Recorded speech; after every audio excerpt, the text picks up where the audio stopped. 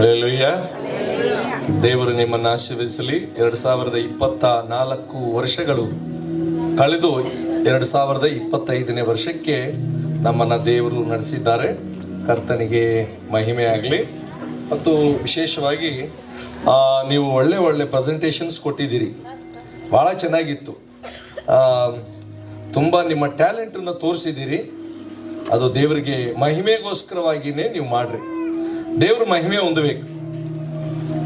ನೀವು ಮಾಡುವಂಥ ಪ್ರತಿಯೊಂದು ಏನೇ ಕಾರ್ಯಕ್ರಮ ಇದ್ರೂ ಅದು ದೇವ್ರಿಗೆ ಇಷ್ಟ ಆಗಿರಬೇಕು. ಹಲ್ಲೆಲೂಯಾ. ದೇವ್ರಿಗೆ ಇಷ್ಟ ಇಲ್ಲ ಅಂದರೆ ನಾವು ಮಾಡಿದ್ದು ಪ್ರಯೋಜನ ಇಲ್ಲ.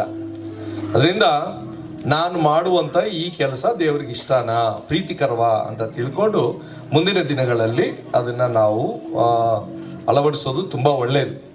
ಏನೇ ಆಗಲಿ ದೇವ್ರಿಗೆ ಇಷ್ಟ ಆಗಬೇಕು ನಾವು ಮಾಡುವಂಥ ಪ್ರತಿಯೊಂದು ಕೆಲಸ. ದೇವರು ಒಬ್ಬನ ನಡತೆಯನ್ನು ಮೆಚ್ಚಿದರೆ ಶತ್ರುಗಳನ್ನು ಕೂಡ ಮಿತ್ರರನ್ನಾಗಿ ಮಾಡ್ತಾನೆ ಅಂತ ಹೇಳಿ ನಮಗೆ ಜ್ಞಾನೋಕ್ತಿಗಳ ಪುಸ್ತಕ 16ನೇ ಅಧ್ಯಾಯ 7ನೇ ವಚನದಲ್ಲಿ ಬರೆಯಲ್ಪಟ್ಟಿದೆ. ಅದರಿಂದ ದೇವರಿಗೆ ನಾವು ಮೆಚ್ಚುಗೆ ಆಗಿರಬೇಕು, ಅದನ್ನು ಯಾವತ್ತಿಗೂ ಮರಿಬೇಡಿ. 2025 ಸ್ಲೋಗನ್ ನಿಮಗೆ ಯಾರಿದ್ದೀರಿ ಕೈ ಎತ್ತರಿ. ಬರಲ್ಲ ಅಂತ ಹೇಳಿದವರು ಅಂದರೆ ಎಲ್ಲರೂ ಬರ್ತೀರಿ ಅಂತ ಅರ್ಥ. ನೀವೆಲ್ಲರೂ ಬರೋಂಗಿದ್ರೆ ಅರ್ಧ ಗಂಟೆ, ನೀವು ಬರಲ್ಲ ಅಂತ ಹೇಳಿದ್ರೆ 2 ಗಂಟೆ ಇರಬೇಕು. 2 ಕ್ಷಮಿಸ್ಬೇಕು, ಎಲ್ಲರನ್ನೂ ಕ್ಷಮಿಸ್ಬೇಕು. 3 ಪಶ್ಚಾತ್ತಾಪ ಪಡಬೇಕು. ನಾವು ಪ್ರತಿ ನಿಮಿಷಗಳಿಗೂ ಕೂಡ ದೇವರೇ ನನ್ನ ಮೇಲೆ ಕರುಣೆ ತೋರಿಸು, ನನ್ನನ್ನು ಕ್ಷಮಿಸು. ಇದು ಹಳೆ ವರ್ಷದಲ್ಲಿ ಅಂದರೆ 2024 ಕೊನೆ ಮೆಸೇಜ್ ನೀವು ಕೇಳಿದ್ದೀರಿ. ಇದನ್ನ ಹಿಂಗೆ ಕಂಟಿನ್ಯೂ ಮಾಡ್ತಾ ಇರ್ಬೇಕು. ಆಮೇಲೆ ದೇವರು ಏನು ಹೇಳ್ತಾ ಇದ್ದಾನೆ, ಇನ್ನು ಹಳೆ ಕಾರ್ಯಗಳನ್ನು ಮರ್ತೋಗ್ಬಿಡ್ರಿ. ಆಮೇಲೆ ಪುರಾತನ ಕಾರ್ಯಗಳನ್ನು ಮರೆತು ಬಿಡಿ, ಇಗೋ ಹೊಸ ಕಾರ್ಯವನ್ನು ಮಾಡುವೆನು. ಈಗ ನಾನು ಹೊಸ ಕಾರ್ಯ ಮಾಡುತ್ತೇನೆ. ಈಗ ತಲೆದೂರುತ್ತಲಿದೆ, ನಿಮಗೆ ಕಾಣುವುದಿಲ್ಲವೋ? ನಾನು ಅರಣ್ಯದಲ್ಲಿ ಮಾರ್ಗವನ್ನು ಏರ್ಪಡಿಸಿ. ಸಾಕು. ಹಾಗಾದ್ರೆ ನಾನು ಹೊಸ ಕಾರ್ಯ ಮಾಡ್ತಾ ಇದ್ದೀನಿ ನಿಮಗೆ. ಇವತ್ತಿನಿಂದ ನಿಮಗೆ ಹೊಸ ಕಾರ್ಯ. ನಂಬರ್ 1 ಏನು ಹೊಸ ಕಾರ್ಯ? ಯಾಕೋಬನ ಪತ್ರಿಕೆ 1ನೇ ಅಧ್ಯಾಯ 17ನೇ ವಚನ. ಏನು ಹೊಸ ಕಾರ್ಯ ಮಾಡ್ತಾನೆ ದೇವರು? ಈಗ ನಮ್ಮೆಲ್ರಿಗೂ ಕೂಡ ಒಂದು ಹೊಸ ಕಾರ್ಯಗಳನ್ನು ಮಾಡ್ತೀನಿ ಅಂತ ಹೇಳ್ತಾ ಇದ್ದಾನೆ. ಅದು ನಾನು ಹೇಳ್ತಾ ಇಲ್ಲ, ದೇವರೇ ಹೇಳ್ತಾ ಇದ್ದಾನೆ. ಏನದು ಹೊಸ ಕಾರ್ಯ? ನಂಬರ್ 1 ಯಾಕೋಬನ ಪತ್ರಿಕೆ 1:17 ಓದ್ರಿ. ಎಲ್ಲಾ ಒಳ್ಳೆಯ ದಾನಗಳು, ಕುಂದಿಲ್ಲದ ಎಲ್ಲಾ ವರಗಳು ಮೇಲನಿಂದ ಸಕಲ ವಿಧವಾದ ಬೆಳಕಿಗೂ ಮೂಲ ಕಾರಣನಾದವನಿಂದ ಇಳಿದು ಬರುತ್ತವೆ. ಎಲ್ಲಾ ವರದಾನಗಳು ನಿಮಗೆ ನಾನು ಪರಲೋಕದಿಂದ ಇಳಿಸ್ತೇನೆ. ನಿನಗೆ ಬೇಕಾಗಿರುವಂತ ವರ ಏನ್ ಬೇಕೋ ಅದೆಲ್ಲ ನಾನು ಕೊಡ್ತೇನೆ. ಹಲ್ಲೆಲೂಯಾ. ನಿನಗೆ ಯಾವುದು ಸಮಸ್ಯೆ ಇದೆಯೋ, ಮದುವೆ ಸಮಸ್ಯೆ ಇದೆಯಾ, ಮಕ್ಕಳ ಸಮಸ್ಯೆ ಇದೆಯಾ, ಹಣಕಾಸಿನ ಸಮಸ್ಯೆ ಇದೆಯಾ, ಅಥವಾ ಇನ್ಯಾವುದಾದ್ರೂ ನಿನಗೆ ವಿರೋಧವಾದಂಥವ್ರು ಇದ್ದಾರ, ಅದು ಎಲ್ಲ ಕೂಡ ಪರಲೋಕದಿಂದ ನಾನು ನಿಮಗೆ ಸುರಿಸ್ತೇನೆ. ಹಲ್ಲೆಲೂಯಾ. ಎಲ್ಲರೂ ಜೋರಾಗಿ ಒಂದು ಚಪ್ಪಾಳೆ ಹೊಡಿರಿ. ಯಾಕೆ ಹೊಡೆದ್ರಿ? ಸಕಲ ವಿಧವಾದ ವರದಾನಗಳನ್ನು ದೇವರು ಮೇಲಿನಿಂದ ಇಡಿಸ್ತಾನೆ. ನಿಮ್ಮ ಮನೆಗಳಲ್ಲಿ ತರ್ತಾನೆ. ಆಶೀರ್ವಾದಗಳು ನಿಮ್ಮ ಮನೆ ಬಾಗಿಲಿಗೆ ಬರುತ್ತೆ, ನಿನ್ನೊಳಗೆ ಬರುತ್ತೆ. ಹಲ್ಲೆಲೂಯಾ. ಇದು ದೇವರು ಕೊಟ್ಟಂತ ವಾಗ್ದಾನ. ಹೊಸ ಕಾರ್ಯ ನಾನು ನಿನಗೆ ಮಾಡುತ್ತೇನೆ. 2ನೇದು, ನಾನು ನಿನಗೋಸ್ಕರವಾಗಿ ಚಿಂತೆ ಮಾಡುತ್ತೇನೆ. 1ನೇ ಪೇತ್ರನಿಗೆ ಬರೆದ ಪತ್ರಿಕೆ 5ನೇ ಅಧ್ಯಾಯ 6ನೇ ವಚನ ಓದ್ರಿ. ಮೊದಲನೇದೇನು? ಎಲ್ಲಾ ಒಳ್ಳೆಯ ವರದಾನಗಳು ನಿನಗೆ ಸುರಿಸ್ತೇನೆ. ನಾನು ಹೊಸ ಕಾರ್ಯ ಅದನ್ನು ಮಾಡ್ತಾ ಇರೋದು ಅಂತ ದೇವರು ಹೇಳ್ತಾ ಇದ್ದಾನೆ. 2ನೇದು, ನಿನಗೋಸ್ಕರ ನಾನು ಚಿಂತೆ ಮಾಡ್ತೀನಿ. ನೀನ್ ಚಿಂತೆ ಮಾಡೋ ಅವಶ್ಯಕತೆ ಇಲ್ಲ. ಇನ್ಮೇಲೆ ನಿನ್ನ ಭವಿಷ್ಯತ್ಗೋಸ್ಕರ ಚಿಂತೆ ಮಾಡ. ದಯವಿಟ್ಟು ಓದ್ರಿ. ಹೀಗಿರುವುದರಿಂದ ದೇವರ ತ್ರಾಣವುಳ್ಳ ಹಸ್ತದ ಕೆಳಗೆ ನಿಮ್ಮನ್ನು ತಗ್ಗಿಸಿಕೊಳ್ಳಿರಿ. ಆತನು ತಕ್ಕ ಕಾಲದಲ್ಲಿ ನಿಮ್ಮನ್ನು ಮೇಲಕ್ಕೆ ತರುವನು. ನಿಮ್ಮ ಚಿಂತೆಯನ್ನೆಲ್ಲ ಆತನ ಮೇಲೆ ಹಾಕಿರಿ, ಆತನು ನಿಮಗೋಸ್ಕರ ಚಿಂತಿಸುತ್ತಾನೆ. ಸಾಕು. ಹಾಗಾದ್ರೆ ನಿಮಗೋಸ್ಕರ ಚಿಂತೆ ಮಾಡ್ತಾ ಇರೋದ್ರಿಂದ ದೇವರ ಮೇಲೆ ನಿಮ್ಮ ಚಿಂತೆಗಳನ್ನು ಹಾಕ್ಬಿಟ್ರಿ. ನೀವು ಇಟ್ಕೊಳಕ್ ಹೋಗ್ಬೇಡ್ರಿ. ನೀವು ಇಟ್ಕೊಂಡ್ರೆ ನಿಮಗೆ ಕಾಯಿಲೆಗಳು ಬರುತ್ತೆ. ಮತ್ತು ನೀವು ಇಟ್ಕೊಂಡ್ರೆ ನಿಮ್ಮ ತಲೆನೇ ಕೆಟ್ಟೋಗುತ್ತೆ, ನಿಮ್ಮ ಮೈಂಡ್ ಕೆಟ್ಟೋಗ್ಬಿಡುತ್ತೆ. ಇಟ್ಕೊಳ್ಬೇಡಿ. ಎಲ್ಲ ದೇವರೇ ಸ್ವಾಮಿ, ನನ್ನ ಚಿಂತಾಭಾರವನ್ನೆಲ್ಲ ನಿಮಗೇ ಕೊಡ್ತಾ ಇದ್ದೀನಿ. ಅದರಿಂದ ನಾನು ಯೋಚನೆ ಮಾಡಲ್ಲ. 37ನೇ ಕೀರ್ತನೆ 5ನೇ ವಚನ ಓದ್ರಿ. ನನ್ನ ಚಿಂತೆಯನ್ನೆಲ್ಲ ನಿನಗೆ ಕೊಡ್ತಾ ಇದ್ದೀನಿ. ನಾನು ಚಿಂತೆ ಮಾಡಿ ಒಂದು ಕೂದಲು ಬೆಳ್ಳಗೂ ಮಾಡಲ್ಲ, ಕರ್ರಿಗೂ ಮಾಡಲ್ಲ. ಆದುದರಿಂದ ನಿನ್ನ ಕೈಗೆ ಒಪ್ಪಿಸಿಕೊಡ್ತಾ ಇದ್ದೇನೆ. 37ನೇ ಕೀರ್ತನೆ 5ನೇ ವಚನ. ನಿನ್ನ ಭೂಯಾತ್ರೆಯ ಚಿಂತೆಯನ್ನು ಯೆಹೋವನಿಗೆ ವಹಿಸಿಬಿಟ್ಟು ಭರವಸೆದಿಂದಿರು, ಆತನೇ ಅದನ್ನು ಸಾಗಿಸುವನು. ಅಷ್ಟೇ. ನಿನ್ನ ಭೂಯಾತ್ರೆಯ ಚಿಂತೆ ಅಂದ್ರೆ ನಿನ್ನ ಬದುಕು, ನಿನ್ನ ಬದುಕಿನಲ್ಲಿ ಇರುವಂತ ಎಲ್ಲ ಒಂದು ಕ್ರಿಸ್ತ ಪಾದಗಳಿಗೆ ಒಪ್ಪಿಸ್ಬಿಡು. ಆತನೇ ನಿನಗೆ ಮಾರ್ಗಗಳನ್ನು ತೆಗಿತಾನೆ. ಹೇಮಂತ್ ಅವರು ಬಗ್ಗೆ ಹೇಳ್ತಾ ಇದ್ರು. ಹೇಮಂತ್ ಅವರು ಬೆಳಿಗ್ಗೆ ನಾನು ಬರುವಾಗ ಸಮೃದ್ಧಿ ಹಾಲಿನ ಕೇಂದ್ರಕ್ಕೆ ಕರ್ಕೊಂಡು ಹೋದ್ರು, ಪಾಸ್ಟರ್ ಕರ್ಕೊಂಡು ಹೋದ್ರು. ಅಲ್ಲಿಗೆ ಇವರು ಬಂದು ನಮಗೆ ಒಳ್ಳೆ ಅಲ್ಲ ಹಾಕಿರೋ ಚಾ, ಅಲ್ಲ ಹಾಕಿ ಬಾದಾಮಿ ಹಾಕಿರೋ ಹಾಲು ಎರಡನ್ನೂ ಕುಡಿಸ್ಬಿಟ್ರು. ಅವರು ದೇವರವ್ರನ್ನ ಆಶೀರ್ವಾದ ಮಾಡಲಿ ಹಂಗಂತ ಹೇಳಿ ನೀವೆಲ್ಲ ಕೊಡಿಸ್ರಿ ಅಂತ ನಾನು ಕೇಳಲ್ಲ. ನಿಮ್ಮ ಹತ್ರ ಸಮೃದ್ಧಿಗೆ ನಾಳೆ ಬರೋದೂ ಇಲ್ಲ. ನನ್ನ ಕತೆ ಎಲ್ಲೋ ಇದೆ. ಆದರೆ ಏನು ಕೇಳ್ತಾ ಇದ್ದೀನಿ ಅಂದರೆ, ಆತನು ತನ್ನ ಚಿಂತೆಯನ್ನೆಲ್ಲ ದೇವರ ಮೇಲೆ ವಹಿಸ್ಬಿಟ್ಟಿದ್ದಾನೆ. ದೇವರೇ ನಾನು ನೋಡ್ಕೊಳ್ತಾ ಇದ್ದಾನೆ. ಜಹೋವಾ ಜೈರೆ, ಒದಗಿಸುವ ದೇವರು ಅಂತ ಅಂದ್ಬಿಟ್ಟು ಆತನ ತಿಳ್ಕೊಂಡು ಕ್ರಿಸ್ತಾರ್ಪಣೆ ಮಾಡಿಬಿಟ್ಟಿದ್ದಾನೆ. ಆತನಿಗೂ ಕಷ್ಟ ಇಲ್ಲ ಅನ್ಕೊಂಡಿದ್ರೆ ಇದೆ. ಆದರೂ ಆ ಕಷ್ಟದಲ್ಲಿಯೂ ಕೂಡ ದೇವರನ್ನ ಸನ್ಮಾನಿಸುವಂತ ಮನಸ್ಸಿದೆಯಲ್ಲ, ಆ ಮನಸ್ಸು ತುಂಬಾ ಒಳ್ಳೆಯದು. ಆದ್ದರಿಂದ ದೇವರ ಮಕ್ಕಳಾಗಿರುವಂತ ನಾವು ಮೊದಲ ಸ್ಥಾನ ದೇವರಿಗೆ. ದೇವರನ್ನ ಯಾರು ಗೌರವಿಸ್ತಾರೋ ಅವರನ್ನ ದೇವ್ರು ಗೌರವಿಸ್ತೀನಿ ಅಂತ ಹೇಳಿದ್ದಾರೆ. ಅವ್ರಿಗೋಸ್ಕರ ಚಿಂತೆ ಮಾಡ್ತೀನಿ ಅಂತ ಹೇಳಿದ್ದಾರೆ. ಆದ್ದರಿಂದ ನಿನ್ನ ಚಿಂತಾಭಾರ, ನಿನಗೆ ಎಷ್ಟೋ ಸಾಲ ಇರ್ಬೋದು, ಕಠಿಣವಾದ ಕೆಲಸ ಇರ್ಬೋದು, ಅಥವಾ ಇನ್ಯಾವುದಾದ್ರೂ ಕೆಲಸ ಸಿಗದೇ ಇರ್ಬೋದು, ಮದುವೆಗೆ ಆಗದೆ ಇರ್ಬೋದು, ಅಂಥವೆಲ್ಲ ದೇವ್ರಿಗೆ ವಹಿಸ್ಬಿಡ್ರಿ. ಆತನು ನಿನಗೋಸ್ಕರ ಚಿಂತೆ ಮಾಡುತ್ತಿದ್ದಾನೆ. ಹಲ್ಲೆಲೂಯಾ. ಮೂರನೇದಾಗಿ, ಆತನು ನಿನಗೋಸ್ಕರವಾಗಿ ಯುದ್ಧ ಮಾಡ್ತಾನೆ. He will fight for you. Whatever the enemy facing in your life, he will look off your problem. ನಿನಗೋಸ್ಕರ ಯುದ್ಧ ಮಾಡ್ತಾ ಇದ್ದಾನೆ. ವಿಮೋಚನೆ ಕಾಂಡ 14ನೇ ಅಧ್ಯಾಯ 14-15 ವಚನ ಓದ್ರಿ. ವಿಮೋಚನೆ, ಎಕ್ಸಡಸ್ ಚಾಪ್ಟರ್ 12, 14, 15 ಓದ್ರಿ. ಯುದ್ಧ ಮಾಡುತ್ತಾನೆ. ಆ ದಿನವು ನಿಮಗೆ ಜ್ಞಾಪಕಾರ್ಥವಾಗಿರುವುದು. ಅದರಲ್ಲಿ ಯೆಹೋವನ ಘನಕ್ಕಾಗಿ ಹಬ್ಬವನ್ನು ಮಾಡಬೇಕು. ಅದನ್ನು ಶಾಶ್ವತ ನಿಯಮವೆಂದು ತಲತಲಾಂತರಕ್ಕೂ ಆಚರಿಸಬೇಕು. 7 ದಿವಸ ನೀವು. 14ನೇ ಅಧ್ಯಾಯ ಎಕ್ಸಡಸ್ 14ನೇ ಅಧ್ಯಾಯ 14-15. ಯೆಹೋವನೇ ನಿಮಗಾಗಿ ಯುದ್ಧ ಮಾಡುವನು. ಯೆಹೋವನೇ ನಿಮಗಾಗಿ ಯುದ್ಧ ಮಾಡುವನು. ನೀವಂತೂ ಸುಮ್ಮನಿರಿ ಎಂದು ಹೇಳಿದನು. ಸುಮ್ಮನೆ ವಟ ಅಂತ ಕಿರ್ಚಕ್ ಹೋಗ್ಬೇಡ್ರಿ. ಗಂಡನ ಮೇಲೆ ನಿನ್ನ ಚಿಂತೆಯನ್ನೆಲ್ಲ ತಗೊಂಡೋಗಿ ಆ ಅಪ್ಪನ ಮೇಲೆ ಹಾಕಿ, ಆ ಅಪ್ಪನಿಗೆ ನಿನ್ನನ್ನು ಕಟ್ಕೊಂಡು ಹಿಂಗಾಗೋಯ್ತು, ನಿನ್ನನ್ನು ಕಟ್ಕೊಂಡು ಹಂಗಾಗೋಯ್ತು, ನಿನ್ನಿಂದಾನೆ ಹಿಂಗಾಯ್ತು, ನಿನ್ನಿಂದ ನೀವಿಬ್ರು ಜಗಳ ಆಡಕ್ ಹೋಗ್ಬೇಡ್ರಿ. ಗಂಡ ಹೆಂಡ್ತೀರು ಇಲ್ಲಿ ಯಾರು ಗಂಡ ಹೆಂಡ್ತಿರೋ ಯಾರು ಗಂಡ ಹೆಂಡ್ತಿರಲ್ವೋ ನನಗೆ ಗೊತ್ತಿಲ್ಲ. ಈಗ ನಿಮ್ಮನ್ನೆಲ್ಲ ನೋಡ್ತಾ ಇದ್ರೆ ಹಂಗಿದ್ದಂಗೂ ಇದ್ದೀರಿ, ಹಿಂಗಿದ್ದಂಗೂ ಇದ್ದೀರಿ. ಹೆಂಗ್ ಮಾತಾಡಿದ್ರು ಕಷ್ಟ ಆಗ್ಬಿಟ್ಟಿದೆ ನನಗೆ. ನಿಮ್ಮ ಪಾಸ್ಟಿಗೆಲ್ಲ ಗೊತ್ತು. ಬಟ್ ಮನೆಯಲ್ಲಿ ಪೀಸ್ಫುಲ್ ಅಂದ್ರೆ ಸಮಾಧಾನವಾಗಿರ್ರಿ. ನೀವು ಮದುವೆ ಆಗಿರೋದು ಸಮಾಧಾನವಾಗಿ ಬಾಳೋದಿಕ್ಕೆ ಹೊರತು ಜಗಳ ಆಡ್ಕೊಂಡು ಕೂತ್ಕೊಳ್ಳೋಕ್ಕಲ್ಲ, ಒಬ್ರಿಗೊಬ್ರು ದೂಷಣೆ ಮಾಡ್ಕೊಳ್ಳೋದಕ್ಕಲ್ಲ. ಮದುವೆ ಮಾಡ್ಕೊಂಡಿರೋದು ಬಹಳ ಪ್ರೀತಿ ಮಾಡಿ ಮದುವೆ ಮಾಡ್ಕೊಂಡಿದ್ದೀರಿ, ರಂಗಿನ ಮುಖ ಹಾಕೊಂಡಿದ್ದೀರಿ, ರಂಗಿನ ಬಟ್ಟೆ ಹಾಕೊಂಡ್ರಿ, ಇದನ್ನ ಆಧಾರವಾಗಿ ಇಟ್ಕೊಂಡು ದೇವರು ಮಾತಾಡುವಂತ ವಿಷಯಗಳನ್ನ ನಾವು ನೋಡೋಣ. ಯೆಶಾಯನ ಗ್ರಂಥ 43ನೇ ಅಧ್ಯಾಯ ಬರ್ಕೊಳ್ಳೋರು ಬರ್ಕೊಳ್ಬಹುದು, ಓದೋರು ಓದಬಹುದು, ಕೇಳಿಸ್ಕೊಳ್ಳೋರು ಕೇಳಿಸ್ಕೊಳ್ಬಹುದು. ಇದು ದೇವರ ವಾಗ್ದಾನಗಳು. ದೇವರು ಹೇಳ್ತಾ ಇದ್ದಾರೆ, ಮೊಟ್ಟ ಮೊದಲನೇದಾಗಿ ಬೇತೇಲ್ ಸಭೆಯಲ್ಲಿ ಇರುವಂತ ಎಲ್ಲಾ ದೇವರ ಮಕ್ಕಳೇ, ನಾನು ನಿಮಗೆ ವಾಗ್ದಾನ ಮಾಡ್ತೀನಿ ಅಂತ ಹೇಳ್ತಾ ಇದ್ದಾರೆ. ಆ ವಾಗ್ದಾನ ಏನು ಅಂತ ಅಂದ್ಬಿಟ್ಟು ನಾವು ನೋಡೋಣ. ಯೆಶಾಯನ ಗ್ರಂಥ 43:18 ಓದ್ಬೇಕು, ಲೇಟ್ ಮಾಡಬಾರ್ದು ಯಾರನ್ನು ಕೂಡ. ಆ ಯೆಹೋವನು ಈಗನ್ನುತ್ತಾನೆ, ಹಳೆ ಸಂಗತಿಗಳನ್ನು ಜ್ಞಾಪಕಕ್ಕೆ ತಂದುಕೊಳ್ಳಬೇಡಿ. ಇನ್ನು ಮುಗೀತು, ಹಳೆ ಸಂಗತಿಗಳು ಆಗೋಯ್ತು. ಆ ಹಳೆ ಸಂಗತಿಗಳಲ್ಲಿ ಇನ್ನು ದೇವರು ಲೆಕ್ಕಕ್ಕೆ ತಗೊಳ್ಳೋದಿಲ್ಲ. ಒಂದು, ಶುದ್ಧವಾದ ಜೀವನ ಮಾಡಿ. ದೇವ್ರು ನಿಮ್ಗೆ ಹೇಳ್ತಾ ಇರೋದು ಶುದ್ಧವಾದ ಜೀವನ. ನಿಮಗೆ ನಿನ್ನ ಕಣ್ಣು ಶುದ್ಧವಾಗಿರ್ಬೇಕು, ಕಿವಿ ಶುದ್ಧವಾಗಿರ್ಬೇಕು, ನಾಲಿಗೆ ಶುದ್ಧವಾಗಿರ್ಬೇಕು. 2, ಕ್ಷಮಿಸ್ಬೇಕು, ಎಲ್ರನ್ನೂ ಕ್ಷಮಿಸ್ಬೇಕು.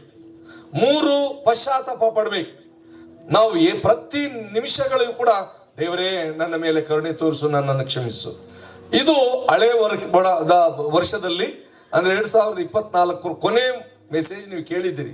ಇದನ್ನ ಹಿಂಗೆ ಕಂಟಿನ್ಯೂ ಮಾಡ್ತಾ ಇರ್ಬೇಕು. ಆಮೇಲೆ ದೇವರು ಏನ್ ಹೇಳ್ತಾ ಇದ್ದಾನೆ, ಇನ್ನು ಹಳೆ ಕಾರ್ಯಗಳನ್ನು ಮರ್ತೋಗ್ಬಿಡ್ರಿ. ಆಮೇಲೆ ಪುರಾತನ ಕಾರ್ಯಗಳನ್ನು ಮರೆತು ಬಿಡಿ, ಇಗೋ ಹೊಸ ಕಾರ್ಯವನ್ನು ಮಾಡುವೆನು. ಈಗ ನಾನು ಹೊಸ ಕಾರ್ಯ ಮಾಡುತ್ತೇನೆ, ಈಗ ತಲೆದೂರುತ್ತಲಿದೆ, ನಿಮಗೆ ಕಾಣುವುದಿಲ್ಲವೋ? ನಾನು ಅರಣ್ಯದಲ್ಲಿ ಮಾರ್ಗವನ್ನು ಏರ್ಪಡಿಸಿ. ಸಾಕು.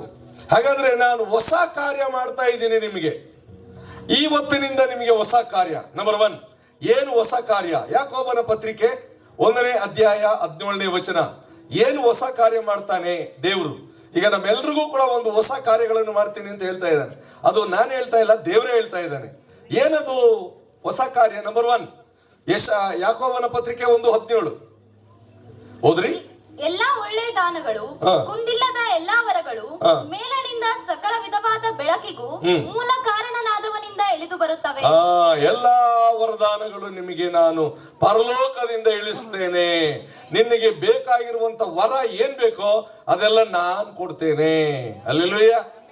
ನಿನಗೆ ಯಾವುದು ಸಮಸ್ಯೆ ಇದೆಯೋ, ಮದುವೆ ಸಮಸ್ಯೆ ಇದೆಯಾ, ಮಕ್ಕಳ ಸಮಸ್ಯೆ ಇದೆಯಾ, ಹಣಕಾಸಿನ ಸಮಸ್ಯೆ ಇದೆಯಾ, ಅಥವಾ ಇನ್ಯಾವುದಾದ್ರೂ ನಿನಗೆ ವಿರೋಧವಾದಂಥವ್ರು ಇದ್ದಾರ, ಅದು ಎಲ್ಲ ಕೂಡ ಪರಲೋಕದಿಂದ ನಾನು ನಿಮಗೆ ಸುರಿಸ್ತೇನೆ.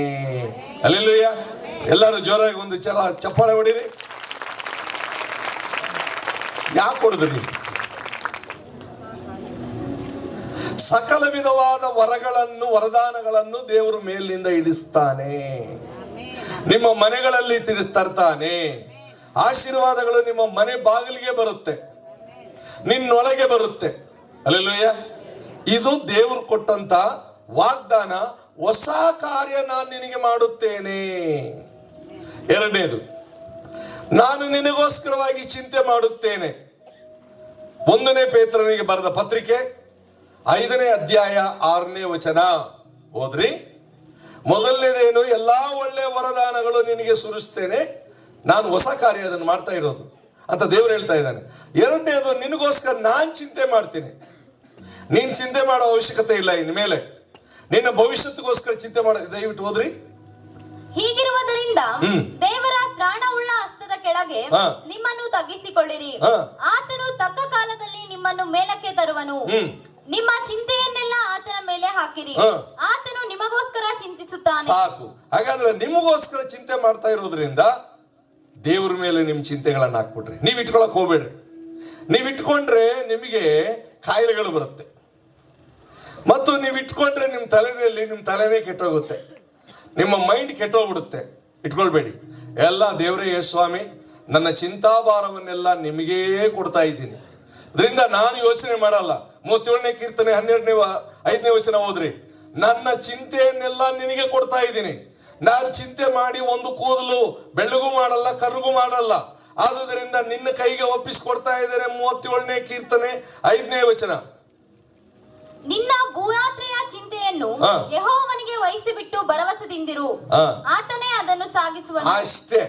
ನಿನ್ನ ಭೂಯಾತ್ರೆಯ ಚಿಂತೆ ಅಂದ್ರೆ ನಿನ್ನ ಬದುಕಿನಲ್ಲಿ ಇರುವಂತ ಎಲ್ಲವೊಂದು ಕ್ರಿಸ್ತ ಪಾದಗಳಿಗೆ ಒಪ್ಪಿಸ್ಬಿಡು.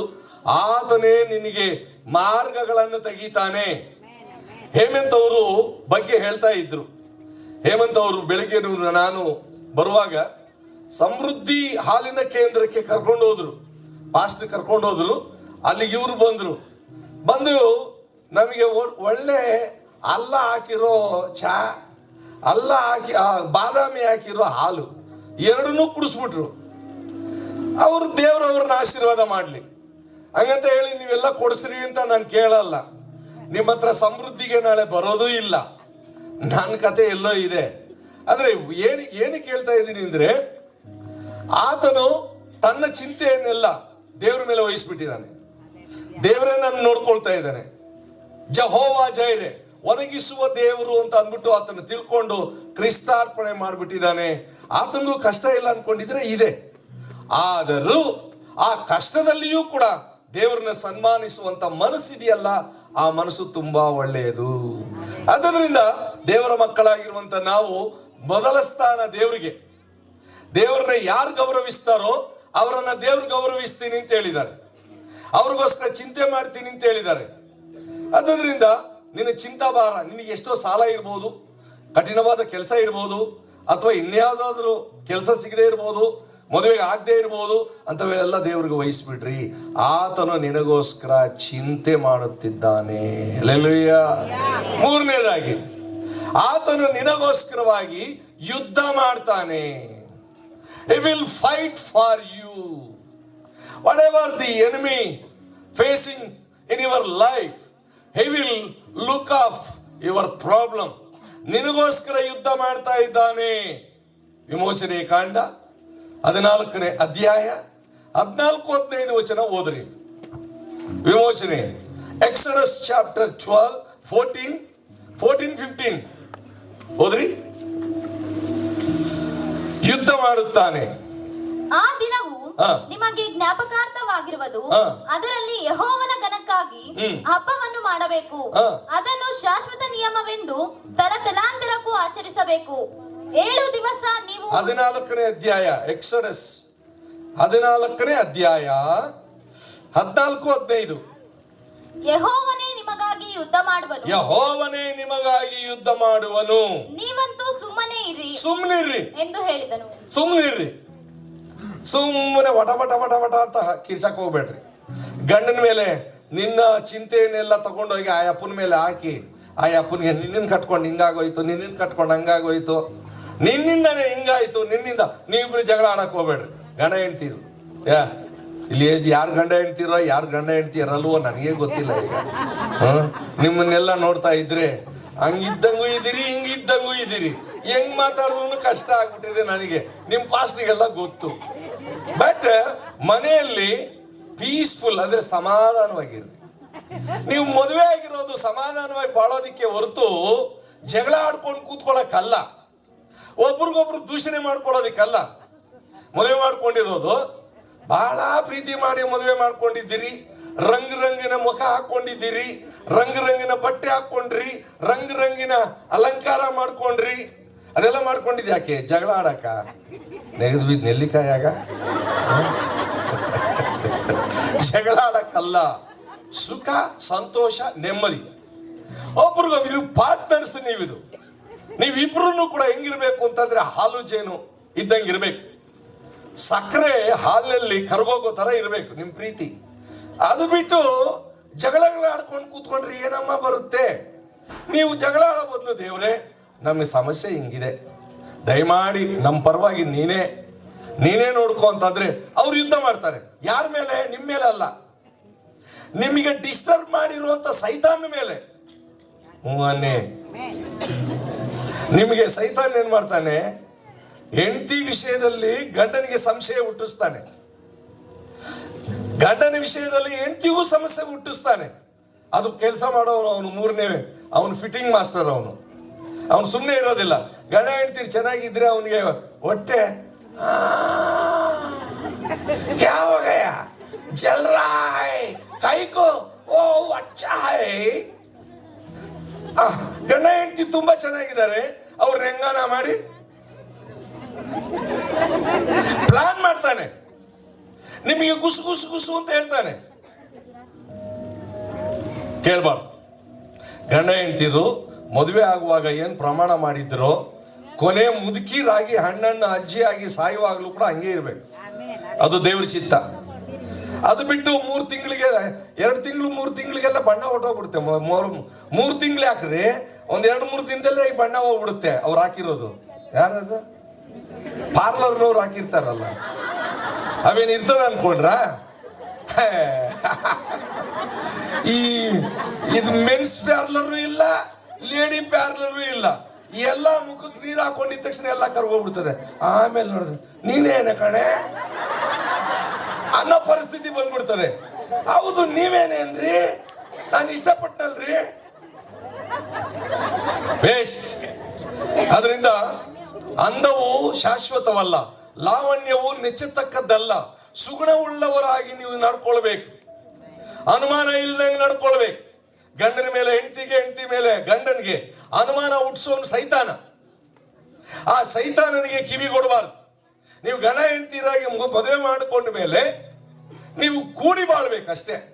ಕಷ್ಟ ಬರ್ತದೆ, ನಷ್ಟ ಬರ್ತದೆ, ಸಂಸಾರದಲ್ಲಿ ಸಾವಿರಾರು ಸಮಸ್ಯೆಗಳು ಬರುತ್ತೆ. ಸಮಸ್ಯೆ ಇಲ್ಲೇ ಇರುವಂಥ ಕುಟುಂಬ ಭೂಲೋಕದಲ್ಲೇ ಇಲ್ಲ. ಅದರಿಂದ ಸಣ್ಣದೋ ದೊಡ್ಡದು ಎಲ್ಲ ಸ್ವಾಮಿ ನಿಮ್ಗೆ ಒಪ್ಪಿಸ್ಕೊಟ್ಟಿದ್ದೀನಿ ಸ್ವಾಮಿ ಅಂದರೆ ನಿಮ್ಮ ಪಕ್ಷವಾಗಿ ಸೈತಾನ್ ಹತ್ರ ಯುದ್ಧ ಮಾಡಿ ಅವನು ಓಡಿಸ್ತಾನೆ. ಇಸ್ರಾಯೇಲರು ಕೂಡ ಐಗುಪ್ತ ದೇಶದಿಂದ ಬರುವಾಗ ಅಲ್ಲಿ ಒಂದು ದೊಡ್ಡ ನದಿ, ಅದು ಆ ಸಮುದ್ರ ಇತ್ತು, ಕೆಂಪು ಸಮುದ್ರ. ಹಿಂದೆ ನೋಡಿದ್ರೆ ಶತ್ರುಗಳು, ಫರೋನ ಶತ್ರುಗಳು. ಆ ಶತ್ರುಗಳು ಕಬ್ಬಿಣದ ರಥಗಳು, 600 ರಥಗಳು, ಭಟರು ಎಲ್ಲರೂ ಬರ್ತಾ ಇದ್ದಾರೆ ಇವನ್ನ ಎಳ್ಕೊಂಡು ಹೋಗೋಕೆ. ಆಗ ಮುಂದೆ ನೋಡಿದ್ರೆ ಸಮುದ್ರ, ಹಿಂದೆ ನೋಡಿದ್ರೆ ಏನಪ್ಪ ಮಾಡೋದು? ಮೋಶೆಗೆ ಕೇಳ್ತಾ ಇದ್ದಾರೆ, ಮೋಶೆ ನಾವು ಅಲ್ಲೇ ಇದ್ದಿದ್ರೆ ಹೆಂಗೋ ಇರ್ತಿದ್ವಲ್ಲ. ನೋ ನೋ ನೋ ನೋ ದೇವ್ರು ಮಾತಾಡ್ತಾ ಇದ್ದಾನೆ. ಮೋಶೆ ಅವ್ರಿಗೆ ಹೇಳು, ಸುಮ್ಮನೆ ಇರೋದಕ್ಕೆ ಹೇಳು, ಸುಮ್ಮನೆ ವಟ ವಟ ವಟ ವಟ ವಟ ಅಂತ ಅಂದ್ಬಿಟ್ಟು ಕಪ್ಪೆ ತರ ಮಾತಾಡೋದು ಬೇಡ, ಬಾಯಿ ಮುಚ್ಕೊಂಡಿರೋದಕ್ಕೆ ಹೇಳು. ಅವ್ರ ಪಕ್ಷವಾಗಿ ನಾನು ಯುದ್ಧ ಮಾಡ್ತೇನೆ. ಹೆಂಗ್ ಯುದ್ಧ ಮಾಡಿದ್ರು ಗೊತ್ತಾ? ಮೋಶೆ ನಿನ್ ಕೋಲ್ ಎತ್ಕೊಂಡೆ, ತೋರ್ಸೋದಿಕ್ಕೆ ತೋರಿಸಿದ್ರು. 2 ಭಾಗ ಆಗೋಯ್ತು. ಅನ್ನಿ ಆಯ್ತಾ ಇಲ್ವಾ? ಮತ್ತೆ ಹಿಂದ್ಗಡೆ ಯುದ್ಧ ಸೈನ್ಯರು ಬರ್ತಾ ಇದ್ರು. ಅವಾಗ ಏನ್ ಮಾಡಿದ್ರು? ದೇವ್ರು ಅವರಿಗೆ ಒಂದು ಬೆಂಕಿ ಗೋಡೆ ಹಾಕ್ಬಿಟ್ರು. ಬೆಂಕಿ ಸುತ್ತಾ ಇದೆ. ಕುದುರೆಗಳು ಮುಂದೆ ಓಡಿಸ್ತಾ ಇದ್ರು ಅಂತ ಅಲ್ಲೇ ನಿಂತ್ಕೊಳ್ತಾವ. ಅವು ಮುಂದೆ ಬರಲ್ಲ, ಅವು ಹಿಂದೆ ಬೆಂಕಿ, ಮುಂದೆ ದಾರಿ. ನೋಡ್ರಿ ಹೆಂಗ್ ಮಾಡ್ತಾನೆ. ನಿಮ್ ಪಕ್ಷವಾಗಿ ದೇವರು, ಇದು 3ನೇದು, ನಾನೇ ಯುದ್ಧ ಮಾಡ್ತೇನೆ. ಸುಮ್ಮನೆ ನಿಂತ್ಕೊಂಡು ಗಲಾಟೆ ಮಾಡ್ದಂಗೆ, ಪಿರಿ ಪಿರಿ ಅಂದಂಗೆ ಸುಮ್ಮನಿದ್ದು ಬಿಡಿ. ನಿಮ್ಮ ಮನೆ ಸಮಾಧಾನವಾಗಿರ್ಲಿ. ಏನೇನೋ ನಿಮ್ಗೋಸ್ಕರವಾಗಿ ನಾನೇನೋ ಮಾಡ್ತಾ ಇದ್ದೀನಿ. 4ನೇದು, ಸ್ವಸ್ಥಪಡಿಸುವ ದೇವರು ನಾನೇ, ಜೆಹೋವಾ ರಾಫಾ. ನಾನು ನಿಮಗೆ ಸ್ವಸ್ಥತೆ ಕೊಡ್ತೇನೆ, ನಿಮ್ಮ ಕಾಯಿಲೆಗಳನ್ನು ವಾಸಿ ಮಾಡ್ತೇನೆ. ವಿಮೋಚನೆ ಕಾಂಡ ನಮಗೆ 15ನೇ ಅಧ್ಯಾಯ 26ನೇ ವಚನದಲ್ಲಿ ಒಂದು ಮಾತಿದೆ. 15:26 ಓದ್ರಿ. ಅವರನ್ನು ಪರೀಕ್ಷಿಸಿ ಹೀಗಂದನು, ನೀವು ನಿಮ್ಮ ದೇವರಾದ ಯೆಹೋವನ ಮಾತನ್ನು ಶ್ರದ್ಧೆಯಿಂದ ಕೇಳಿ ಆತನ ದೃಷ್ಟಿಗೆ ಸರಿ ಬೀಳುವುದನ್ನು ಮಾಡಿ ಆತನ ಆಜ್ಞೆಗಳಿಗೆ ವಿಧೇಯರಾಗಿದ್ದು ಆತನ ಕಟ್ಟಳೆಗಳನ್ನೆಲ್ಲ ಅನುಸರಿಸಿ ನಡೆದರೆ ನಾನು ಐಗುಪ್ತರಿಗೆ ಉಂಟು ಮಾಡಿದ ವ್ಯಾಧಿಗಳಲ್ಲಿ ಒಂದನ್ನು ನಿಮಗೆ ಬರಮಾಡಿಸುವುದಿಲ್ಲ. ಯೆಹೋವನೆಂಬ ನಾನೇ ನಿಮಗೆ ಆರೋಗ್ಯದಾಯಕ. Amen, hallelujah. ನಿಮ್ಮ ಮನೆಯಲ್ಲಿ ಯೇಸು ಇದ್ರೆ ನಿಮ್ಮ ಆರೋಗ್ಯಗಳು ಫೈನ್ ಫಿಟ್ ಆಗಿರ್ತದೆ. ನಿಮ್ಗೆ ಯಾವ ಆರೋಗ್ಯದ ಕೊರತೆ ಇರಲ್ಲ. ಯೇಸು ನಿಮ್ಮ ಮನೆಯಲ್ಲಿ ಇರ್ಬೇಕು. ಸುಮ್ಮನೆ ಬೋರ್ಡ್ ಹಾಕೊಳ್ಳೋದಲ್ಲ. ಯೇಸು ನಮ್ಮ ಮನೆಯಲ್ಲಿ ಇದ್ದಾನೆ, Jesus is head of my house ಅನ್ನೋದಲ್ಲ. ನಿನ್ನ ಮನಸ್ಸಿನಲ್ಲಿ, ನಿನ್ನ ಹೃದಯದಲ್ಲಿ, ನಿನ್ನ ಆಲೋಚನೆಯಲ್ಲಿ ಯೇಸು ಇರಬೇಕು. ನಿನ್ನ ಮನೆಯಲ್ಲಿ ಇರ್ಬೇಕು. ಯೇಸು ಇರುವ ಮನೆಯಲ್ಲಿ ಆನಂದ ಆನಂದ, ಯೇಸು ಇರುವ ಮನೆಯಲ್ಲಿ ಶಾಂತಿ ಸಮಾಧಾನ, ಯೇಸು ಇರುವ ಮನೆಯಲ್ಲಿ ಆನಂದ ಆನಂದ, ಯೇಸು ಇರುವ ಮನೆಯಲ್ಲಿ ಶಾಂತಿ ಸಮಾಧಾನ. ಹಲ್ಲೆಲೂಯಾ, ಸ್ತುತಿ ಮಹಿಮೆ, ಹಲ್ಲೆಲೂಯಾ, ಸ್ತುತಿ ಮಹಿಮೆ. ಓ ಯೇಸು ಇರುವ ಮನೆಯಲ್ಲಿ. ಇದು ಆ ಹಾಡಿನ ಕಚೇರಿ ಅಲ್ಲ, ಇದು ವಾಕ್ಯ ಕೇಳಿಸ್ಕೊಳ್ಳೋದು. ಸುಮ್ಮನೆ ಹಿಂಗೆ ಹಾಡಿದೆ, ನೀವು ಹಾಡೇ ಶುರು ಮಚ್ಕೊಂಡ್ಬಿಟ್ಟಿದ್ದೀರಲ್ಲ, ಏನು ಕತೆ ಇದು? ನಿಮಗೆ ಆರೋಗ್ಯ ಕೊಡ್ತಾನೆ, ನಿನ್ನ ಸಮಸ್ಯೆಗಳನ್ನು ಪರಿಹಾರ ಮಾಡ್ತಾನೆ. ನಿನಗೊಂದು ವೇಳೆ ಕಠಿಣವಾದ ಕಾಯಿಲೆ ಬಂದಿರಬಹುದು, ಯಾವುದಾದ್ರೂ ದೇವರಿಗೆ ಅಸಾಧ್ಯವಾದದ್ದಿದೆಯಾ? ಆದಿಕಾಂಡ 18ನೇ ಅಧ್ಯಾಯ 14ನೇ ವಚನದಲ್ಲಿ ಹೇಳ್ತಾ ಇದ್ದಾರೆ, is there any impossible for him? ಆತನಿಗೆ ಅಸಾಧ್ಯವಾದದ್ದು ಯಾವುದಾದ್ರೂ ಇದೆಯಾ?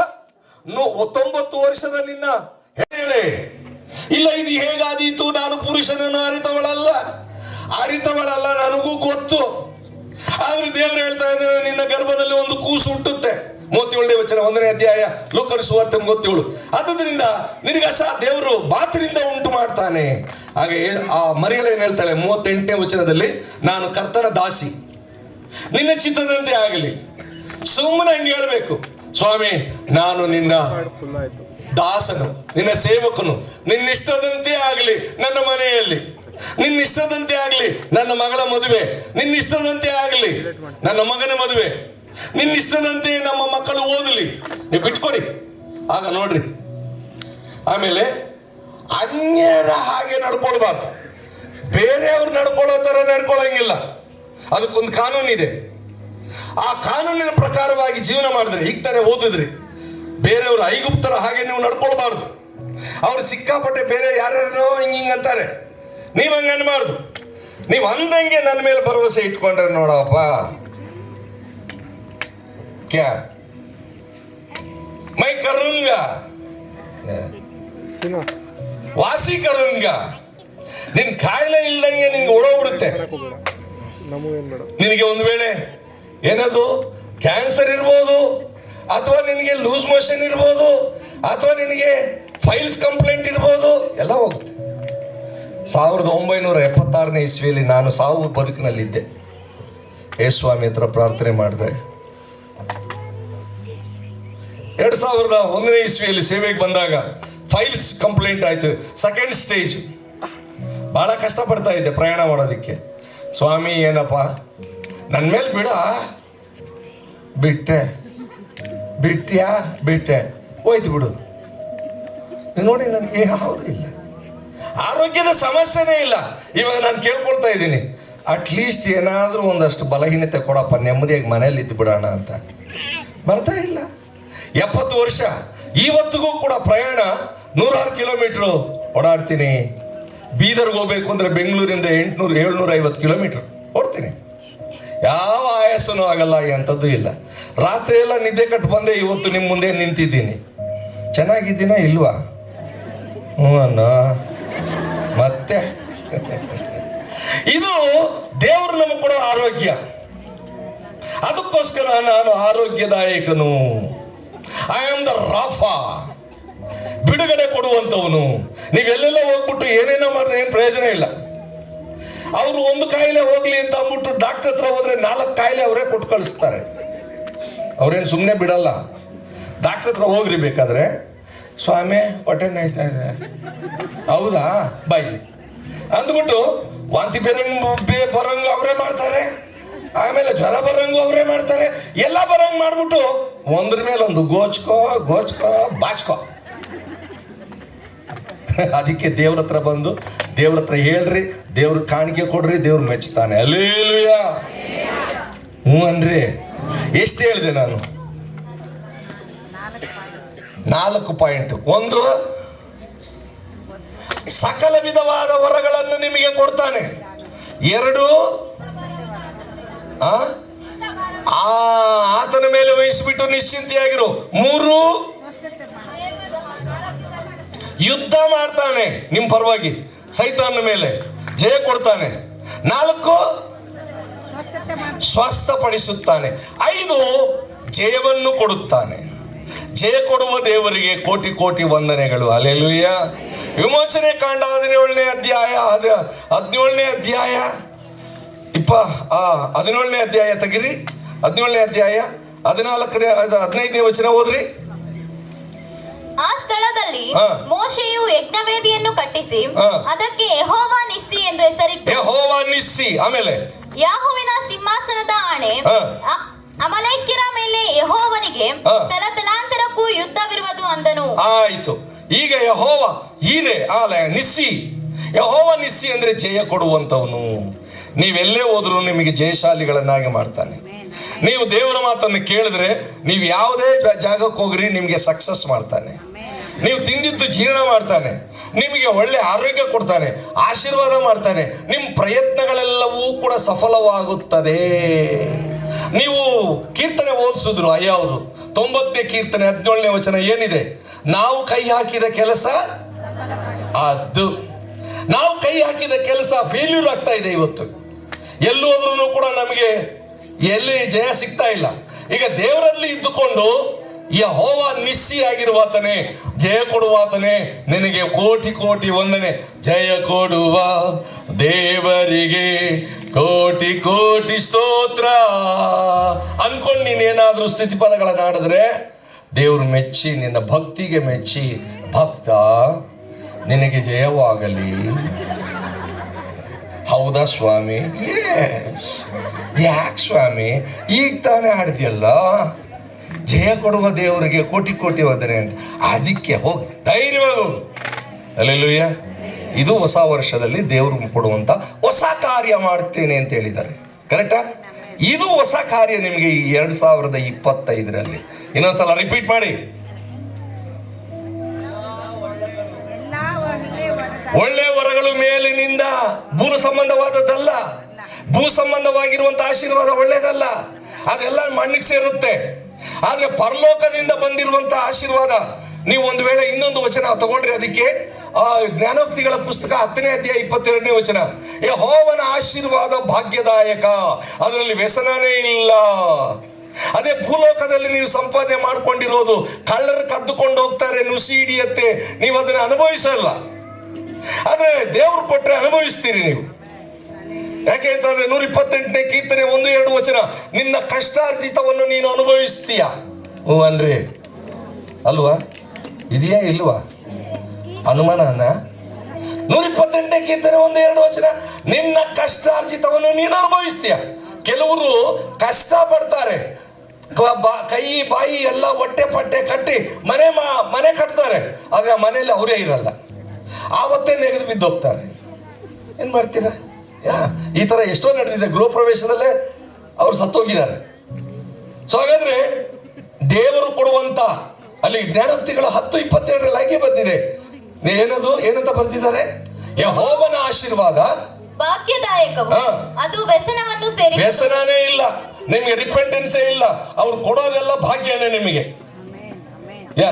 ಅವ್ರು ಕೊಡೋ ಪೈಸಾ ನಿಮ್ಮ ಹತ್ರ ಇರುತ್ತೆ, ಪೈಸಾ ನಿನಗೆ ಆಶೀರ್ವಾದ ಕೊಡುತ್ತೆ.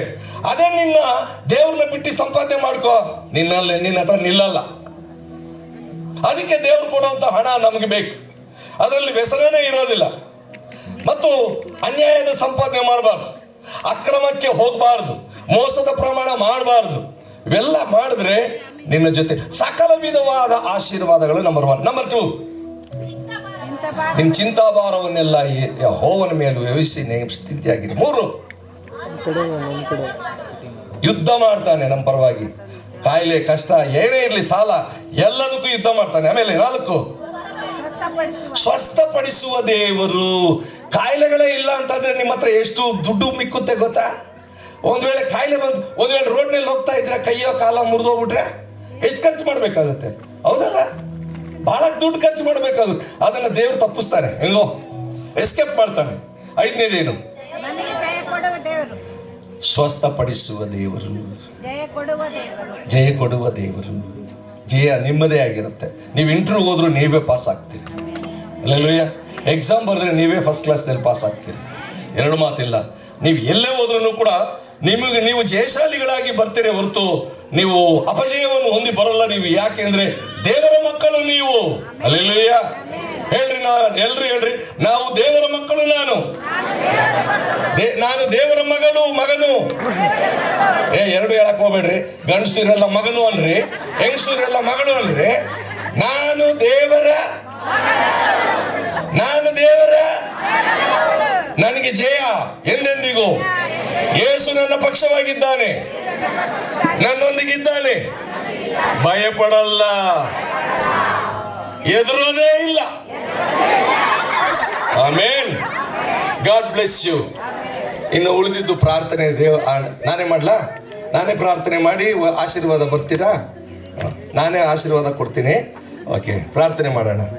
ತಂದೆಯಾದ ದೇವರೇ, ಇದುವರೆಗೂ ನಿನ್ನ ವಾಕ್ಯ ಮೊಮ್ಮಕ್ಕಳು ಎಲ್ಲರೊಂದಿಗೂ ಕೂಡ ಇದ್ದು ಆಶೀರ್ವಾದ ಮಾಡ್ರಿ. 7 ಜನ ಇವತ್ತು ಡೀಕನ್ಸ್ಗಳು ಅಭಿಷೇಕ ಆಗಿದೆ ಮತ್ತು ವರ್ಕಿಂಗ್ ಕಮಿಟಿ ಬೇರೆ ಆಗಿದೆ. ವರ್ಕಿಂಗ್ ಟೀಮ್ ಅವರನ್ನು ಆಶೀರ್ವದಿಸು. ಅಧಿಕೃತವಾಗಿ 3 ಜನ ಮಕ್ಕಳು ತಂದೆ, 2 ಜನ ಮಕ್ಕಳು ತಂದೆ, 1 ಜನ ಮಕ್ಕಳು ತಂದೆ, ಅವ್ರನ್ನೂ ಆಶೀರ್ವಾದ ಮಾಡು. ಮತ್ತು ಯವನಸ್ಥರು ಕೂಡ ಬಂದು ನಿಂತ್ಕೊಂಡ್ರು, ಅವ್ರನ್ನ ಆಶೀರ್ವದಿಸು. ಎಲ್ಲ ಸಭೆಯ ಹಿತಕ್ಕೋಸ್ಕರವಾಗಿ ದುಡಿಯುವಂತೆ ಸಹಾಯ ಮಾಡು. ಮ್ಯೂಸಿಕ್ ಬಾರಿಸಿದವ್ರನ್ನ ಕೂಡ ಆಶೀರ್ವಾದ ಮಾಡು. ವಿಡಿಯೋ ತೆಗೆಯುವಂಥವ್ರನ್ನ ಆಶೀರ್ವಾದ ಆಶೀರ್ವಾದ ಮಾಡು. ಇದಕ್ಕೆ ಅರೇಂಜ್ ಮಾಡಿಸಿರುವಂಥ ಎಲ್ಲರನ್ನ ಆಶೀರ್ವದಿಸು. ನಾಗರಾಜನ್ನು ಕೂಡ ಆಶೀರ್ವದಿಸು, ಹೇಮಂತನ್ನು ಕೂಡ ಆಶೀರ್ವದಿಸು. ಇಷ್ಟೆಲ್ಲ ಅವರು ನಿನಗೋಸ್ಕರವಾಗಿ ಸೇವೆ ಮಾಡಿದ್ದಾರೆ. ಅವರ ಉದ್ಧಾರಕನು ನೀನೇ ಆಗಿದ್ದುಕೊಂಡು ಎಲ್ಲರನ್ನೂ ಬಲಪಡಿಸು. ನಿನ್ನ ಆಶೀರ್ವಾದ ಈ ಸಭೆಯ ಮಂದಿಗೆ ನೀನು ಬರುವ ತನಕ, ನಾವಿರುವ ತನಕ ಸದಾ ಕಾಲ ವಾಸವಾಗಿರಲಿ. ಇದು ಮೊದಲನೇ ದಿನದಿಂದ ಪ್ರಾರಂಭ ಮಾಡ್ತಾ ಇದ್ದೀವಿ.